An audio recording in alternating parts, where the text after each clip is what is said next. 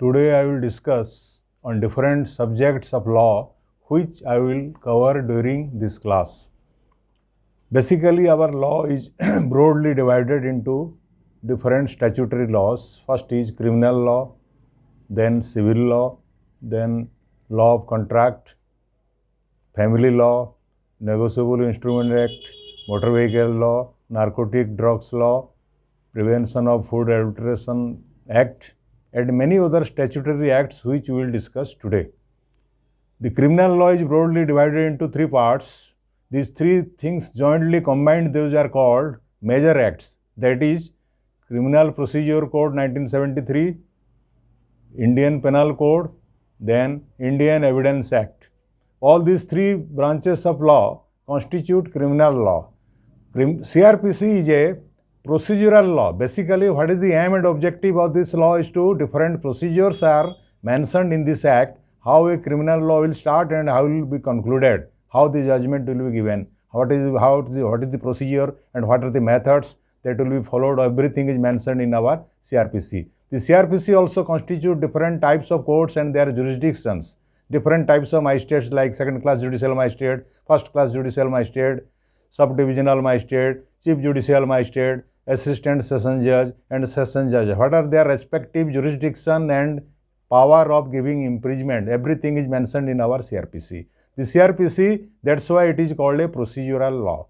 Different types of courts, for example, second class magistrate, they will try all offences where punishment prescribed it is maximum up to 1 year and penalty up to 5,000 rupees.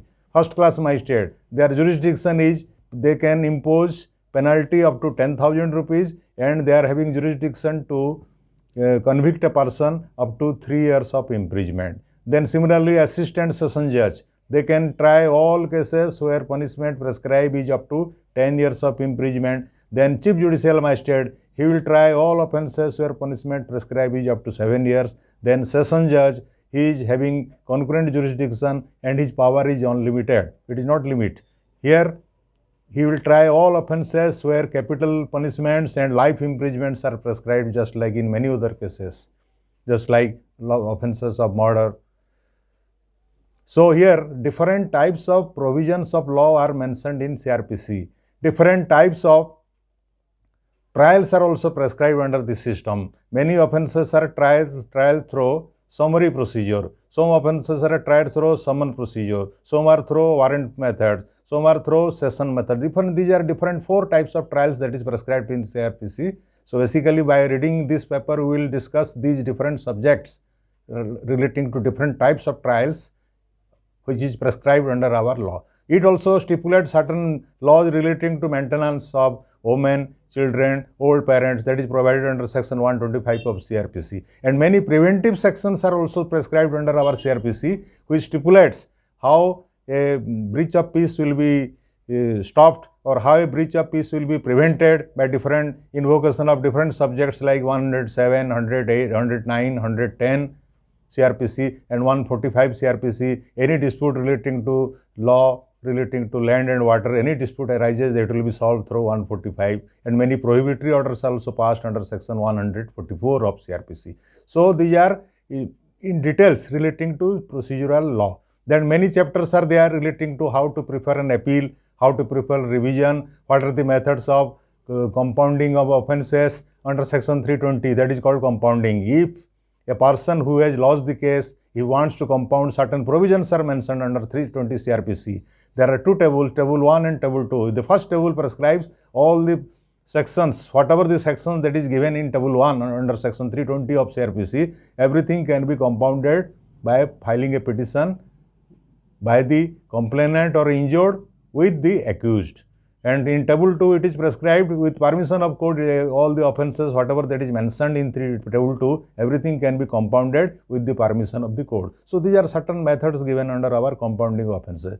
So then coming to judgment 374, then coming to revision 399, 402, many provisions are there. Judgments that will, once a judgment is delivered, if the party is aggrieved, then only he can prefer appeal in the appellate court. Appellate court means that is upper court. Suppose your judgment is delivered in SDGM court or first class judicial magistrate court. he can prefer appeal before the court of session. There are certain stipulations, timing factor is there, 30 days timing, whatever that is, time is given, everything you will get under Indian Limitation Act, the time factors. So within that you have to prepare your appeal.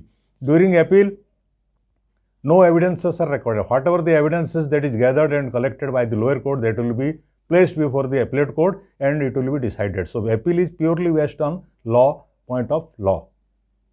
Then revision. Suppose some person is agreed by the order, just like cognizance, by framing of charge, he can challenge that by filing revision under section 399 of CRPC before the court of session, or he can go to High Court also under provision 401 of CRPC by challenging that. But we have to remember the revision can be filed only once. Once you are preparing to file revision before the court of session, the person cannot go to High Court. Once the party is filing the revision before High Court, he cannot come to Session Court. So revision also, many orders are there that can be revisable by filing a petition under section 399. But remember one thing, against any order, interlocutory order, revision is not maintainable. Many interlocutory orders are there for which there is no revision. So the party, if he want to challenge that, he has to file a writ before the Honorable High Court.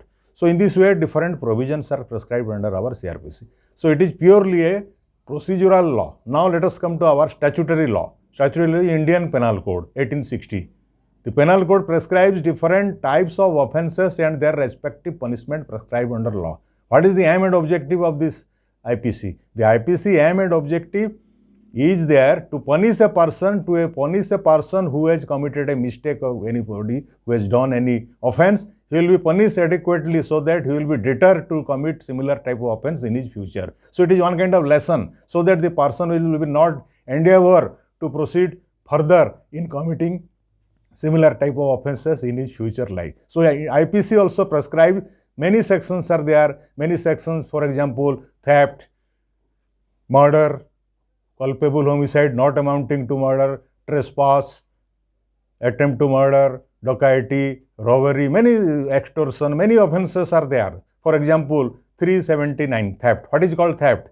If a person removes somebody's property from the possession of a person or from the ownership of a person without the knowledge of that man, that commits a theft. Once a person has committed theft, if all the ingredients are proved, the person will be punished. Now let us come to case of murder, which is penalized under section 302 of IPC. And another section, culpable homicide not amounting to murder, section 304, it is divided into two parts. First is with intention, second is with the knowledge. So if anybody is having intention to commit a murder, if that intention is established, then the court will come to a finding, then it is an offence of murder. It is punishable under, once the offence of murder is established, the minimum punishment prescribed is life imprisonment. Sometimes also capital punishments are also prescribed in certain cases. If the offence is coming under rarest of rare category, then definitely court will give punishment of capital punishment. Then now let us come to what is the main difference between this offence of murder and culpable homicide not amounting to murder. Murder, that the prime factor of the offence of murder is that intention is the prime factor. In case of this culpable homicide not amounting to murder, intention is not there. Suddenly, due to certain provocation or due to certain things, if something happened, then it will coming under the section of this culpable homicide not amounting to murder. Then coming to many other offences like attempt to murder, dacoity. When 5 or more persons assemble to commit robbery, it is called dacoity. Less than 5 persons, they commit robbery, they snatch something by extorting property from somebody, it will coming under robbery. Robbery is punishable under section 392. The assembly of 5 or more persons, that is coming under section 395. Preparation to commit dacoity, 399. It is very peculiar sections. Simply assembly of some persons in a place, conspicuous place, and during police raid, those persons are arrested. It does not amount to offence of preparation to commit. The preparation must be established. The preparation is very difficult to establish. Now, let us come, what are the different stages of punishment? First of all, intention must be there. If there is first is mens rea. Mens rea must be there. The person must having certain mens rea to do some offense. Thereafter, intention must come. Once there is intention, definitely the person will commit the murder. Thereafter, he will prepare. That is called preparation stage. During preparation stage, he will prepare certain ammunitions and weapons to commit the offense. Then after that, then attempt. Next stage he will attempt. He will try for attempt. If during attempt stage the matter is over or the offense is completed, it is completed. That means the offense is committed. If there is failure in attempt, again the case ended. So these are different phases of these crimes coming under. For that, different types of punishments are also prescribed. Deterrent punishments are there, substantive punishments are there, fine imposition are there, different types. So all these things you will get under your IPC. So it is purely a substantive branch of law. Now let us come to your Indian Evidence Act 1872. Evidence Act related to purely a procedural law. Different types of procedures, appreciation of evidence, that is given under section 3 of Evidence Act. Then section leading to discovery, section 27 of Evidence Act. Then dying declaration, section 32, and many expert opinions, section 45. Many sections are there. How a case will be established. What is the basic aim and objective of this Evidence Act is how to prove a case by adducing certain types of evidences.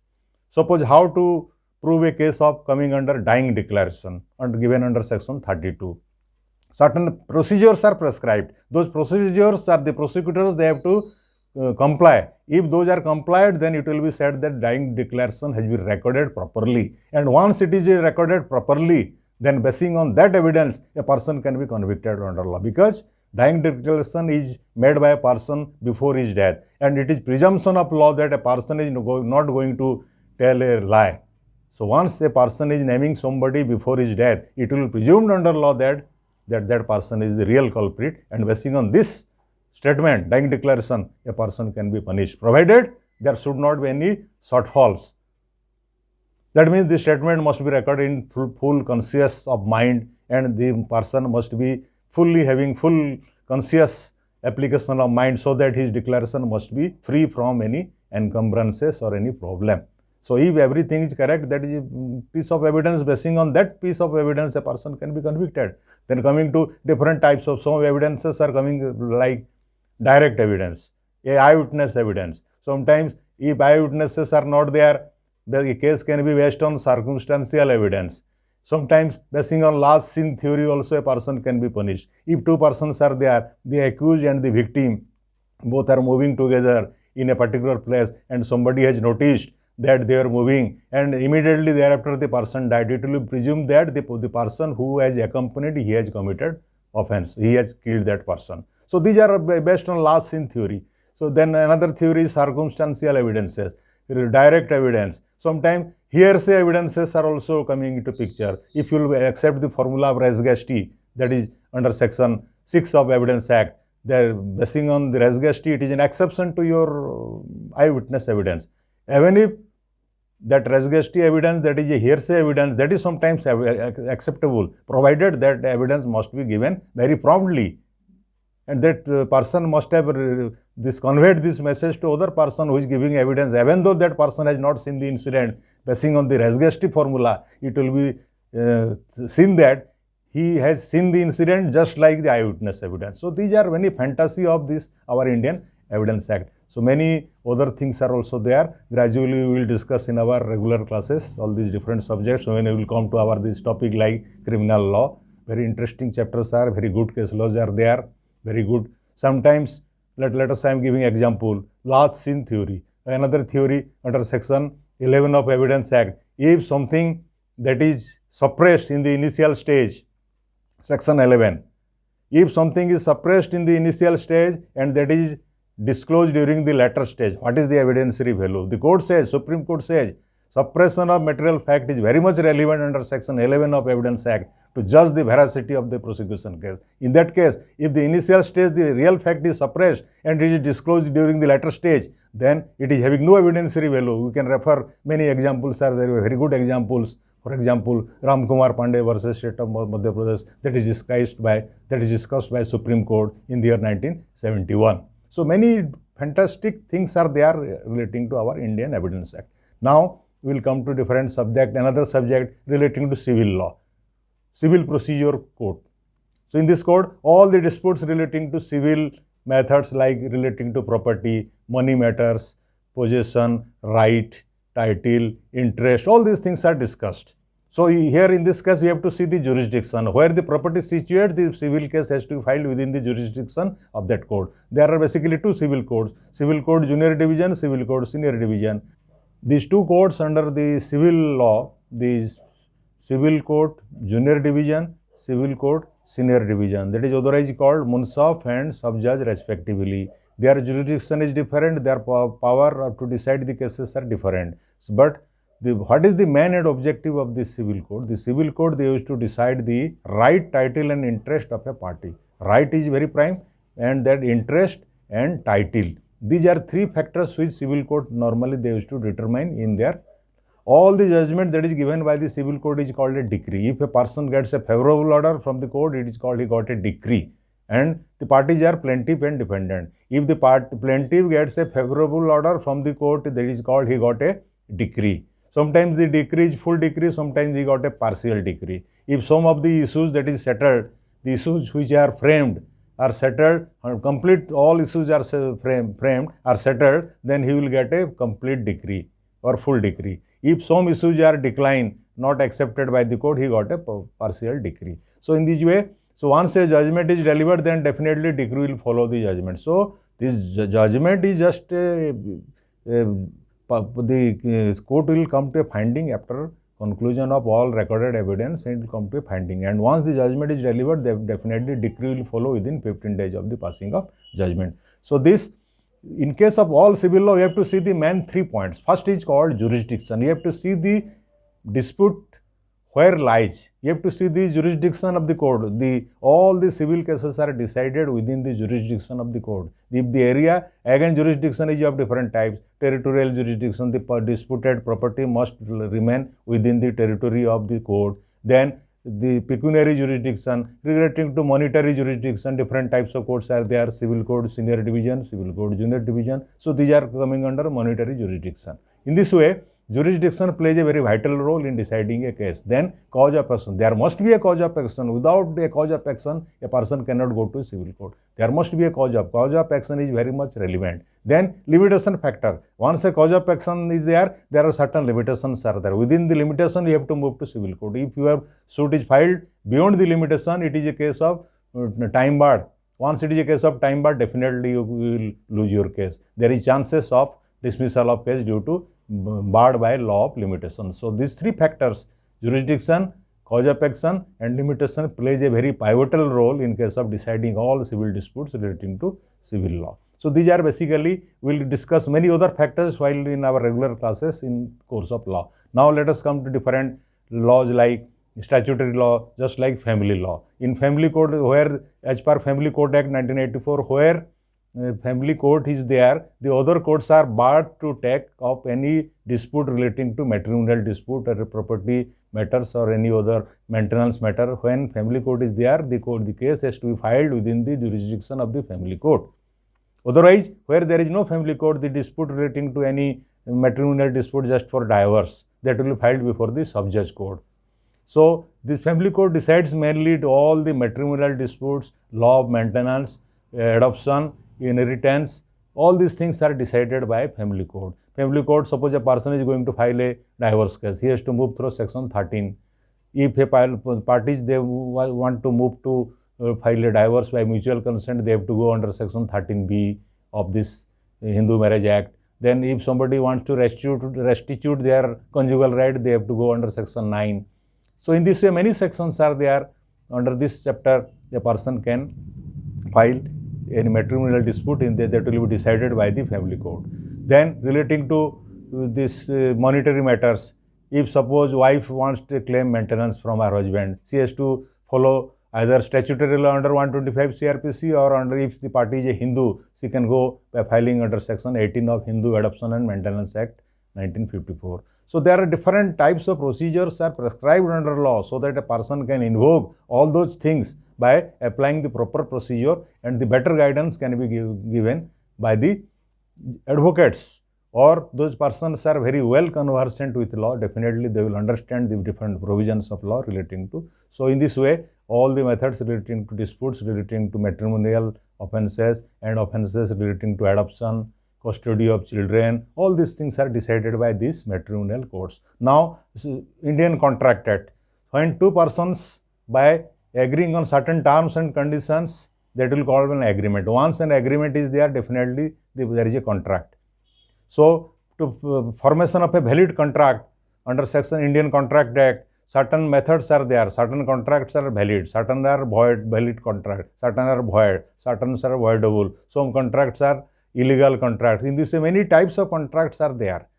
If all these methods of validity, whatever they prescribed, say free consent, consent of majority, consensus ad idem, then there must be legality of object. If all these things, validity, all these things are there, once that is all these things are, the contract is called a valid.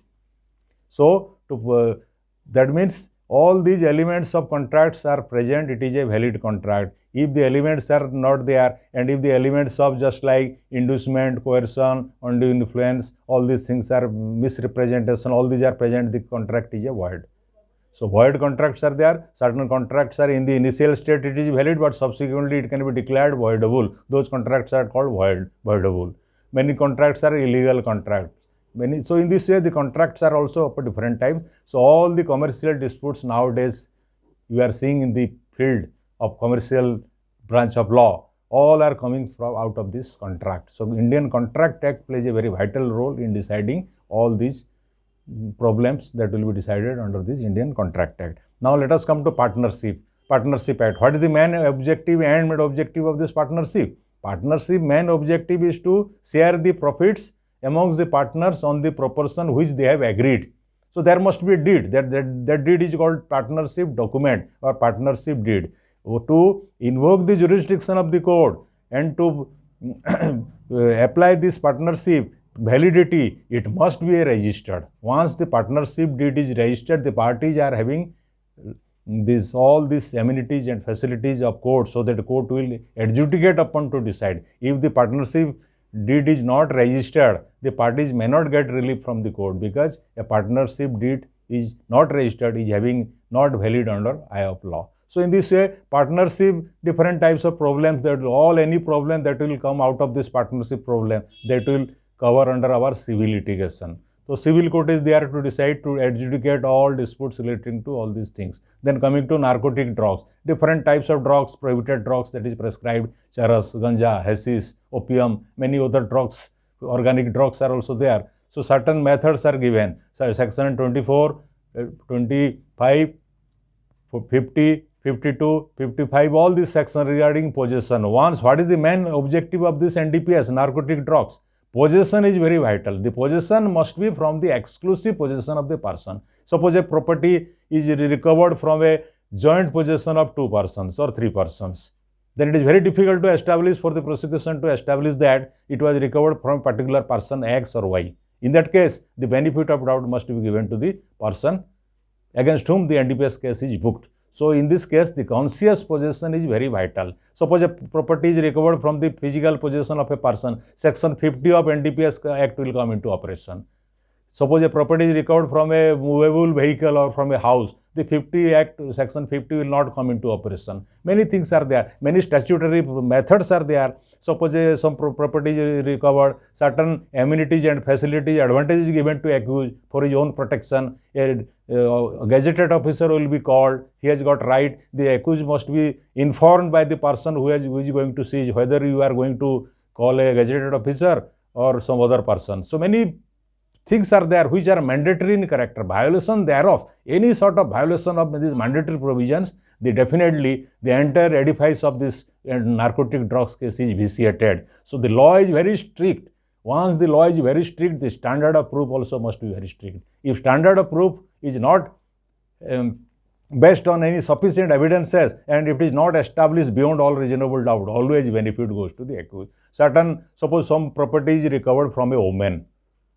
Certain methods are given, how a investigation will be taken up, and who is competent. A woman, if some narcotic drugs is recovered from a woman, from the possession of a woman, definitely the investigating officer, the seizing officer must be a woman police officer. If a male person is recovering, the entire proceeding is vitiated. So many things are there under this act.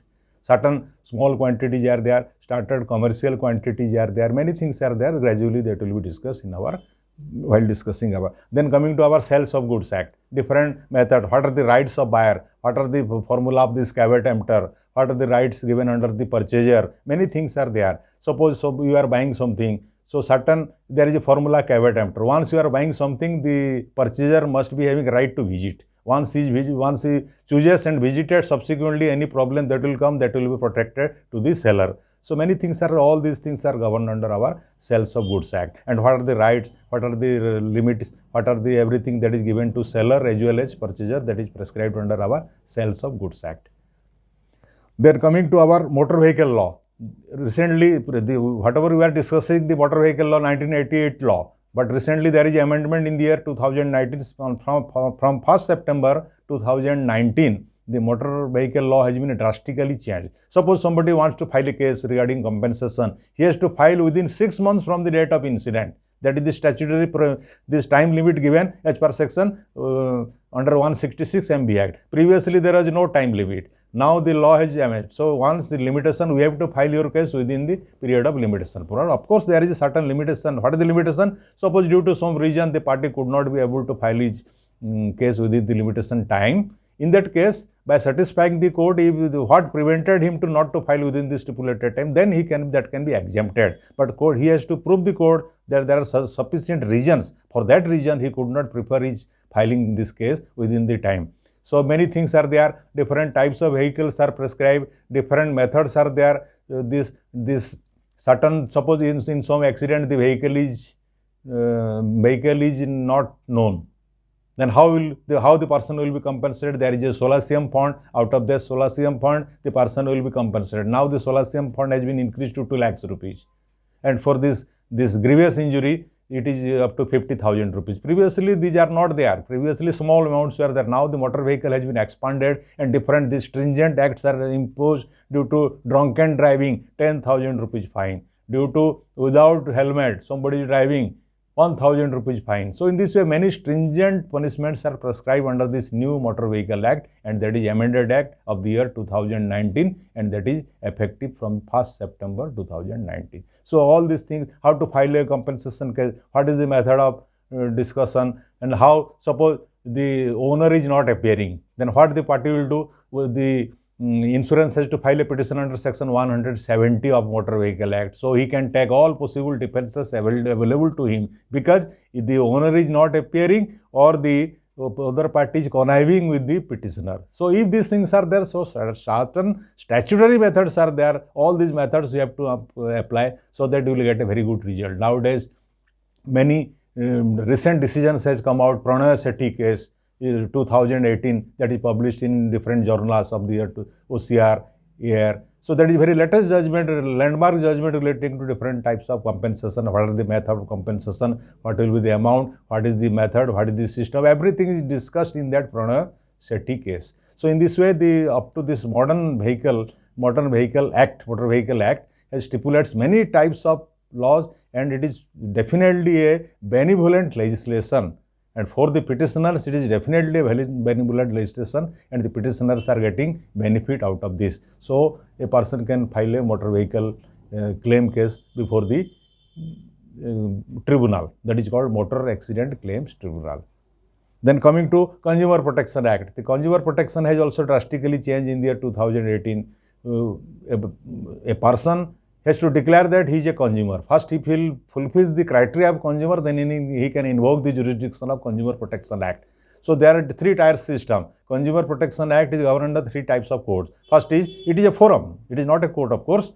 It is a forum. First is district forum. Then upper is state forum. Then upper is national forum. So all the jurisdiction disputes where the property relates up to 20 lakhs are adjudicated by district forum. From above 20 lakhs up to 1 crore, that is decided by state forum. Above 1 crore, that is decided by state forum. So different types of forums are available under this law. The original court is district forum. The state forum and national forum are original court as well as appellate court. So in this way, any judgment from the lower court or district forum, that will be appealed before the state forum. From the judgment of state forum, the appellate court is national forum. So in this way, different types of, so first let us discuss who is called a consumer. Any person who buys good or consumes good on paying certain consideration, either on full or on part or on deferred system of payment, then he is called a consumer. But it is not applicable to a person who buys goods for resale or a person who buys goods for this, what is that called? Commercial purpose. If a person buys something for commercial purpose, he is not a consumer. So these are, you have to see only this aspect, otherwise the resale of goods and commercial purpose, these are only exception, otherwise a person is always a consumer. So all these things are decided by, you have to see the jurisdiction. If your dispute is less than 20 lakhs rupees, you have to file your case before the district forum. If it is exceeding 20 lakhs and within 1 crore rupees, you have to file before the state commission. If you are exceeding your dispute or your this monetary dispute is exceeding 1 crore rupees, you have to directly go to national forum situated at Delhi. State forum situated in every state, there is a state forum, and in every district either 1 or 2 courts are there, that is coming. So these are otherwise called district forum, state forum, national forum. This is called 3-tier system of our Consumer Protection Act. And this consumer protection justice is very, immediate justice is given to parties with very lesser cost, and the court fees nowadays they are taking is very less. For 1 lakh rupees, if you are claiming, your claim is 1 lakh rupees, they are taking 100 rupees. So definitely the court fees is very, and is very, nowadays it is very beneficial to parties, those who are invoking the jurisdiction of this consumer forum. It is definitely a very benevolent legislation for everybody. Then in this way, then different law relating to negotiable instruments. Suppose somebody has given a check and it is bounced. What you will do? You have to file a case under NI Act, that is Negotiable Instrument Act, 1881 Act. So here, three things you have to see.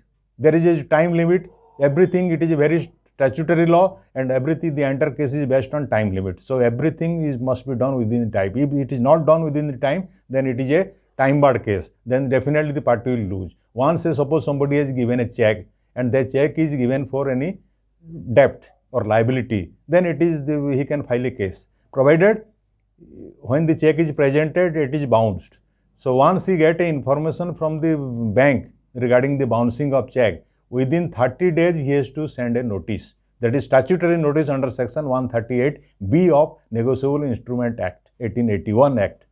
So within 30 days he is bound under law to, that is mandatory provision. Within 30 days from the receipt of the endorsement from the bank regarding bouncing of check, he has to serve a notice to the person, other person who has drawn the check.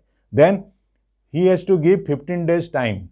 If within 15 days time from the date of receipt he is not repaying the money, then another, after expiry of 15 days, the cause of action arose on 16th day to launch prosecution against the accused. So from 16th day, within 30 days, he is bound under law to file a case coming under this NI Act. So these are certain things are there.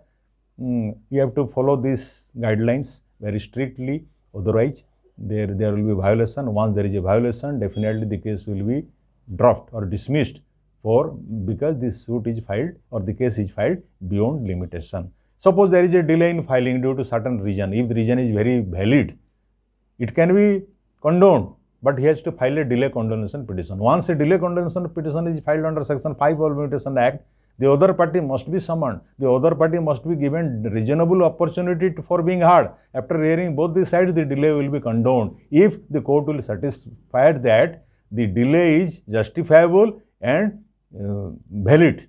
Once that is justifiable and valid, the delay can be condoned and the case can be accepted. So these are certain things, many things are there regarding this check, who is called drawer, who is called drawee, what is the role of bank, many things are there. Gradually that will be discussed in our. So in this way, then coming to many offences relating to women and criminal law. For example, section 498A, section 304B, certain offences which is related to criminal offences related to women. dowry death 304B. If a woman dies within 7 years of her marriage in a suspicious circumstance or in a unnatural circumstance, and it is proved that soon before her death she was subjected to cruelty and harassment by the husband or in-laws for demand of dowry, then the presumption will be drawn under section 113B of Indian Evidence Act that it is a case of dowry death. Once it is evidence that it is proved that, so presumption, basing on this presumption, a person can be punished. Now let us come to 498. If somebody, husband or anybody related through husband, torture to a woman for on this illegal demands or any things, so he can be punished. The punishment prescribed is of course 3 years imprisonment is there. That is tribal by first class magistrate. So in that case, cruelty and harassment has to be proved. Once cruelty is proved, the person will definitely get punishment. Or harassment is established, it is a case coming under section 498A. So in this way, many statutory sections are there relating to harassment and torture to women, and those things are very seriously taken nowadays. Then coming to section rape 376, many sections are, by sections are there. Gang rape, many things are 376D, 376-2L, rape to a physically unfit woman or sick woman. In this way, many things are there. So many statutory laws are prescribed for protection of rights of everybody nowadays. So in this way, gradually also this will be discussed systematically in the regular course of classes of through our institution. In this way, many other subjects are there. So gradually we will discuss, in this we will discuss 17 chapters. Gradually all the sections, all the chapters will be notified to all the students. They will know. But basically today, as because it was introductory classes, we have given a brief glimpse of the entire branches of law, and all these things will be discussed systematically. So thank you all for joining this class. If you are interested, please enroll and take the advantage of this, and definitely I am sure that you will excel in your life if you will complete the entire course, and the entire syllabus of the course that will be completed within 1.5 months. Details will be given in our advertisement.